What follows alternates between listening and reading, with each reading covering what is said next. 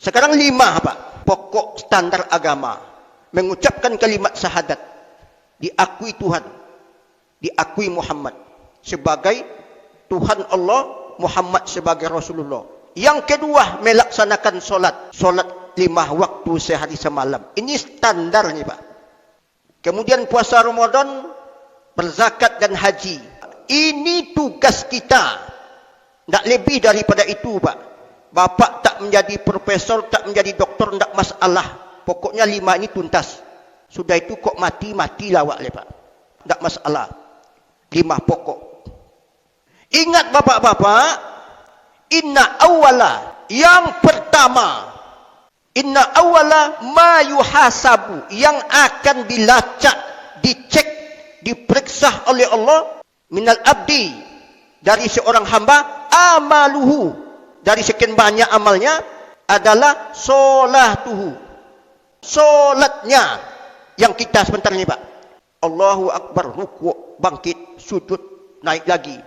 Itu yang akan diperiksa oleh Allah Subhanahu wa taala. Kalau solatnya bagus, faqad najaha, kata Nabi, maka orang ini lulus, sukses, tidak ada halangan. Wa in fasadat, kalau solat ini rusak, faqad, maka dia khobah, akan kecewa. Ini bahasanya simple Pak. Kullama aradu ay yakhruju minha, seketika itu orang hendak kembali ke dunia. Apa kata Allah? Fazuqu, rasakanlah oleh kalian, kata Allah. Itu kecewa.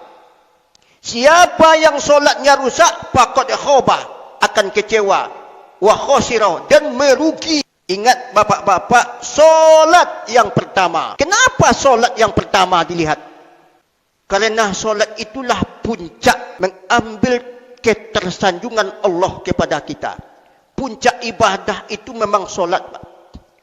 Bapak-bapak, mana bagus Ustaz saya berzikir, membaca Al-Quran, bersedekah, daripada solat 5 waktu dan solat sunat. Maka yang tertinggi harganya adalah solat. Kalau bapak tak ada uang bersedekah, perbanyak aja solat sunat Pak. Karena itu puncaknya amal ibadah. Di situ Allah paling tersanjung melihat kita Pak.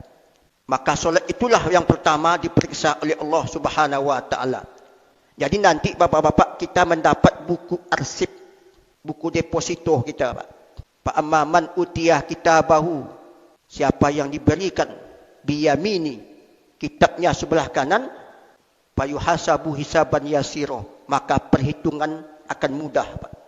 Wa amman utiyah kitabahu wara'a zuhri, siapa yang diberikan kitab di sebelah belakang, maka ini pertanda hancur sudah.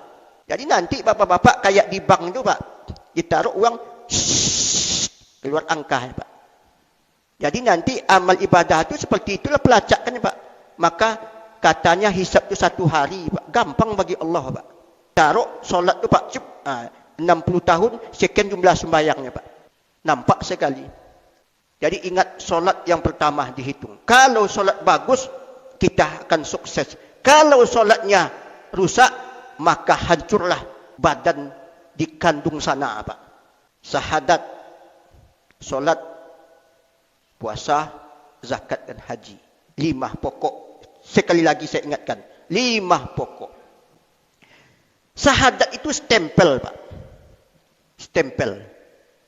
Orang yang tidak punya stempel, maka amalannya tidak akan diterima Allah. Wa may yabtaghi ghairal Islam dina fala yuqbal minhu. Allah tidak akan menerima. Orang non-Islam dia bangun masjid dari bumi tembus ke Sidratul Muntaha, tapi kalau dia tidak solat, tidak akan diterima Allah. Itu stempel Pak, password. Kalau itu tak ada, tak diterima Allah Pak. Percuma saja Pak. Orang yang puasa Ramadan tak solat dia Pak, terbalik-balik ni Pak. Tak diterima Allah. Karena solat dengan syahadat berdekatan Pak. Jadi stempel Pak. Kalau bapak-bapak memasukkan permohonan ke bapak gubernur, atau bapak naik pangkat, saya yang bertanda tangan di bawah ini, nama, jabatan, golongan, memohon kepada Bapak Gubernur, kepada Bapak Direktur untuk menaikkan pangkat saya dari ke, untuk bahan pertimbangan bagi Bapak, saya lampirkan. Surat permohonan itu distempel, Pak, atau ditandatangani. Itu syahadat, itu stempel. Sebuah permohonan kalau tak ada stempel tidak diterima Allah. Kita mencoba dalam nuansa dunia hari ini, Pak. Limah ini kenapa kok limah ini, Pak? Jadi syahadat itu stempel. Yang solat ini permohonan. Permohonan, Pak. Permohonan. Solat adalah permohonan. Itu makanya namanya ad-du'a. Permintaan kita kepada Allah Subhanahu wa taala. Puasa Ramadan, zakat dan haji lampiran pokok. Lampiran pokok, Pak. Itu disebut dengan lampiran pokok. Kalau bapak-bapak memasukkan permohonan kepada Bapak Gubernur, meminta bantuan, tapi lampirannya tak ada, Pak.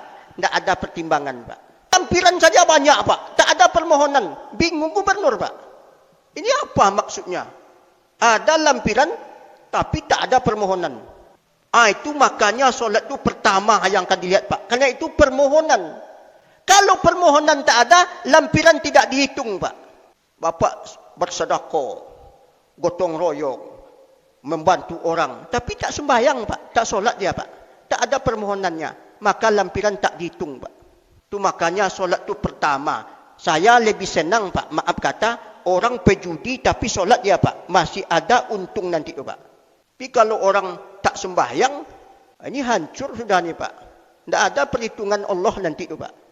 Allah tidak akan tersanjung. Tidak tersanjung, Pak. Ada orang-orang ngomong, Pak, bapak itu, ibu itu, ke masjid rajin kali. Tapi kerjaan gunjingkan orang aja. Saya tak pernah saya solat. Tapi saya tak pernah gunjingkan orang. Ini lebih hebat. Siapa yang benar, Pak? Lebih benar orang yang solat, Pak. Walaupun kita terlanjur menggunjingkan orang, sedikit-sedikit menipu, Pak. Tapi ingat, saya tidak mengatakan gunjing itu boleh, Pak. Tapi lai sembahyangnya, Pak. Mana yang lebih bagus, Ustaz? Lebih baguslah orang yang solat. Karena itu pertama yang akan menjadi pertimbangan Allah. Jadi jangan pula ada pameo. Hebat pula orang yang tak solat katanya. Enggak ada itu, Pak. Karena itu hanya lampiran. Inna solata tanha anil fakhsya'i wal munkar. Ustaz, katanya solat itu mencegah perbuatan seseorang dari perbuatan keji dan yang mungkar. Betul. Itu adalah antara permohonan dengan lampiran cocok, Pak. Inna solati wa nusuki wa mahyaya wa mamati lillahi rabbil alamin. Hidupku, matiku, segala perilakuku untuk Allah. Tapi berbeda yang di luar. Kadang-kadang bohong dia. Kadang-kadang gunjing dia. Itu yang salah apa, Ustaz? Yang salah itu lampirannya. Bukan sembahyangnya yang salah. Yang paling bagus, bapak-bapak, antara permohonannya dengan lampiran sama. Ini yang bagus, Pak. Katanya dalam sembahyang, segala perbuatannya untukku, kata Allah. Coba dilihat di luar. Sama enggak? Kalau sama, ini yang bagus, Pak. Cuman persoalannya kita ini kan terbagi tiga nih, Pak. Ada yang beribadah saja kerjanya, Pak. Tidak ada dosanya. Ada yang berdosa saja, Pak. Ada yang gado-gado, Pak. Ke masjid rajin dia. Tapi kadang-kadang dagang nipu juga dia. Kita kan tiga ini, Pak. Tapi yang terpenting dulu, Pak, permohonan kok dibuat dulu. Dibikin permohonan ini dulu. Kalau permohonan sudah ada, insya Allah ada pertimbangan Allah. Nanti hari kiamat, Kasmidin. Saya, ya Allah, ke depan. Ini buku kamu, betul. Dilihat amal saya, Pak.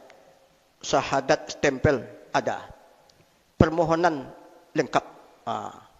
Lengkap permohonan. Dilihat lampiran pokok puasa ada. Oh, sudah haji ya? Sudah, ya Allah. Saya tak zakat kerana saya miskin. Oh, tak apa-apa. Kan kalau Zakat kan bagi orang kaya, Pak. Haji bagi orang kaya. Tinggal puasa sama solat aja lagi. Oh, ini buku kamu ya? Iya. Lampiran pokok lengkap. Lihat lampiran tambahan. Rajin ceramah ya. Masjid Nurul Huda, Jalan Ronggo Warsito, berapa kali? Dah. Ya. Kemudian baca Quran rajin juga. Oh, ngajar ya di UIN Suska? Iya. Kamu pembohong juga ya? Ada situ bohong, Pak. Juga menipu ya? Iya. Kamu kadang-kadang duit kantor dibawa juga pulang ya? Menggunjing orang ikut juga. Disitulah Allah mempertimbangkan kita, Pak.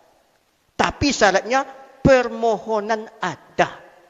Kalau permohonan tak ada, maka tidak akan dihitung Allah. Masalakakum fisaqar. Apa sebabnya kamu masuk neraka? Lam naku minal musallin. Kami tak ada sembahyang. Tak ada kamu bersedekah. Ada. Senyum, Pak. Paling tidak.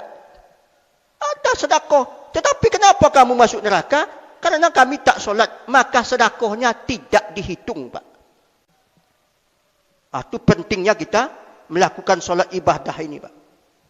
Ibadah pokok ini, Pak. Ini permohonan kita. Kalau permohonan tak ada, tidak akan dihitung Allah. Sebanyak apapun lampiran, Pak. Rajin kian kemari membantu orang. Ada gempa bumi, dia datang, Pak. Gotong royong jalan ikut dia. Kadang-kadang bersedekah seketika orang meminta. Tapi tak pernah sembahyang, Pak. Tidak dihitung Allah. Lai paham bapak-bapak, ibu-ibu ni?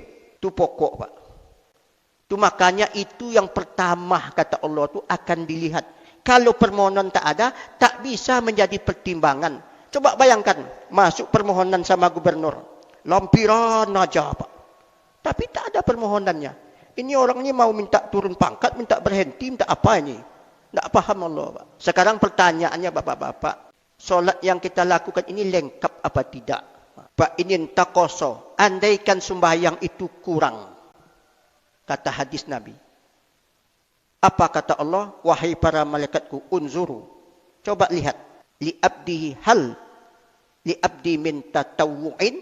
Apakah ada dari hambaku yang melakukan ketaatan yang lain? Terjemahan oleh para ulama, yang sunat adakah dia lakukan? Kalau seandainya puasa Ramadan tinggal, yo puasa lo bayarnya, Pak. Puasa yang tertinggal, puasa pembayarannya. Solat yang tertinggal, solat pembayarannya. Maka yang lebih mendekati bapak-bapak, kalau ada sembahyang awak yang tinggal, maka yang diperbanyak tu iyo sembahyang sunat, Pak. Bukan sedekah, Pak. Sembahyang sunat itu pula penutupnya, Pak. Ini gambaran umum dulu. Pak ingin takoso. Lihat minta tawu'in. Ibadah yang sunatnya. Kalau seandainya ada yang sunat, bayukammal. Maka lengkapi, kata Allah. Lengkapi kekurangannya itu, minta tawu'in dari yang sunat tadi, Pak. Itu makanya bapak-bapak awak harus rajin membuat yang sunat. Karena kekurangan itu ada 3, Pak. Pertama, kurang khusyuk, Pak. Kurang khusyuk kita. Yang kedua, kurang bertanggung jawab. Lain yang diomongkan seketika solat, lain perilaku kita di luar. Sehingga tak cocok lampiran dengan permohonan, Pak. Yang ketiga, kekurangan jumlah, Pak. Angka-angka. Ini yang banyak terjadi, Pak. Seketika sekolah SMA dulu, Pak. Sedang gagah-gagahnya. Preman-preman tanggung. Itu banyak solat yang tinggal, Pak. Maka kekurangan angka-angka itu tak ada jalan lain. Harus diganti. Bahasa fikihnya diqadha. Dibayar. Tak ada cerita, Pak. Ibu-ibu yang datang haid seketika haid itu tak wajib solat. Tapi kalau ada solat yang tinggal sebelum haid, wajib diqadha. Contohnya ibu-ibu. Orang azan. Jam 1 atau jam setengah 1 azan. Allahu Akbar, Allahu Akbar. Ibu sedang asik jualan. Atau ngomong-ngomong. Atau sedang masak. Ditinggalkan tanggung. Kalau ditinggalkan nanti, ini hangus. Tunggu sebentar lagi. Jam 2 lah solat. Pas mau solat jam 2, datang haid. Maka yang 1 itu wajib dibayar. Kapan dibayar? Minggu depan seketika haid sudah selesai. Orang yang bertahun-tahun meninggalkan solat, 4 tahun, 5 tahun, 10 tahun, wajib diganti. Bagaimana caranya Ustaz? Dikredit. Saya 15 tahun Ustaz tak solat. Bikinlah kalender di rumah Pak. Tak bisa Bapak memperbanyak ibadah sunat dulu Pak. Itu dituntut nanti di akhirat Pak. Dituntut Pak. Dalilnya apa Ustaz? Saya tesis S2 saya Pak tentang qada solat ini Pak. Yang tidak mewajibkan solat itu Ibnu Taimiyah, Ibnu Hazmi, mazhab Zahiri. Yang 4 mazhab Syafi'i, Maliki, Hanafi, Imam Ahmad mewajibkan qada. Nonton bola ke stadion. Nanti sore main sebelum zuhur dah masuk Pak ke stadion. Ditinggalkan solat Pak. Dalilnya cuma 2 Pak. Pertama, seketika salah satu peperangan Bilal dengan Rasulullah nongkrong-nongkrong malam. Apa kata Nabi? Bilal, saya ngantuk nih. Saya tidur dulu ya, nanti pagi bangunkan saya. Tidur Nabi Pak. Melihat Nabi tidur itu, Bilal nyobantai lo tidur Pak. Sama-sama terbangun siang Pak. Jadi Nabi sempat kecelongan juga Pak. Digantilah solat ini oleh Nabi seketika waktu duha. Nabi saja yang tidak sengaja meninggalkan solat, dibayarnya Pak. Dibayarnya. Maka orang yang meninggalkan solat dengan sengaja lebih wajib mengqadanya Pak. Itu dalil pertama. Yang kedua, seketika perang Khandaq. Kota Madinah itu dikepung Pak. Pasukan kafir Quraisy bersekongkol dengan Yahudi Madinah menyerbu kota Madinah. Ada parit, Nabi berada di posisi atas. Kalau ditinggalkan posisi ini, maka naiklah pasukan. Kafir Quraisy terancam Nabi dengan para sahabat, maka Nabi tak bisa melakukan solat. Ada 2 cerita Pak. Pertama, Nabi meninggalkan solat zuhur, asar, maghrib, isya baru Nabi mengqada. Yang kedua mengatakan yang tinggal itu bukan zuhur, asar, maghrib, isya baru diqada Nabi. Kesimpulannya Bapak-bapak, Nabi tidak tertidur. Kondisi sangat genting.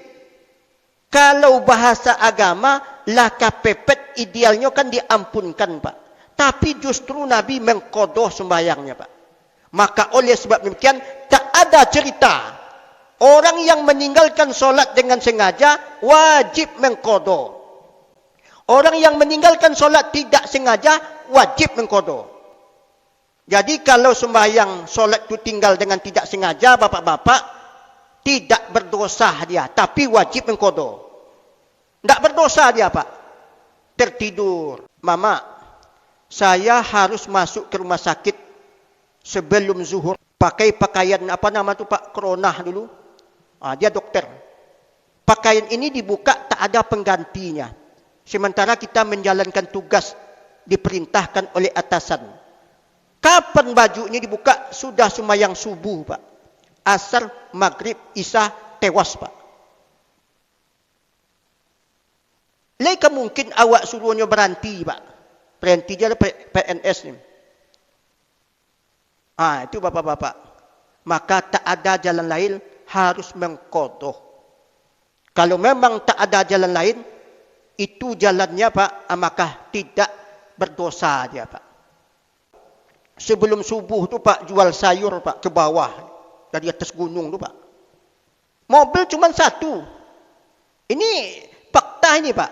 Bertanya sama saya, "Ba'a caranya awak ke sembahyang Ustaz? Awak sebelum subuh berangkat. Yang supir oto kau ndak amu berhenti. Awak cari makan di situ. Etek kalau kan sembahyang ndak usahlah naik oto kami. Turun ke bawah. Siang sampai bawah Pak. Tak ada jalan lain, subuhnya harus diqada Pak. Kalau memang tak ada, itu peliknya hidup Pak. Semoga Allah mengampuni. Tapi harus diqada Pak. Harus diqada. Saya ditelepon, "Ustaz, saya sedang dipegang oleh salah seorang keluarga di rumah sakit Pak. Keluarganya mau dioperasi Pak. Menangis-nangis dia Pak. Kalau tidak dioperasi, mati, Pak. Mati. Kalau saya operasi, memakan waktu panjang, subuh tinggal. Maka bagaimana? Harus diqadha, Pak. Selamatkan nyawa orang dulu. Itu yang kondisi kepepet. Sebejat-bejatnya apapun orang, kalau dia tidak solat, nanti zuhur dia tinggalkan, Pak. Berdosa, Pak. Sembahyang kalau ditinggalkan berdosa, tapi tetap wajib diqadha. Masalah yang lain itu bukan urusan kita. Artinya nanti kita pulangkan kepada Allah. Yang pasti solat itu tak bisa, Pak. Oh, bagaimana Ustaz? Ada yang mengatakan solat itu berdiri boleh, sambil perang juga boleh. Itu hadis itu lemah, Pak. Sebab itu kasusnya orang kanai atau kena penyakit ambayan, Pak. Dia enggak bisa berdiri, disuruh Nabi duduk. Tapi itu tidak dipakai oleh para ulama semuanya. Kerana sembahyang kijok-kijok mata itu, Pak, dianggap tidak solat, Pak. Itu. Tapi yang penting bapak-bapak, solat itu wajib diqadha. Tidak ada jalan lain. Kalau tidak nanti bapak-bapak, maka permohonan kita tidak lengkap.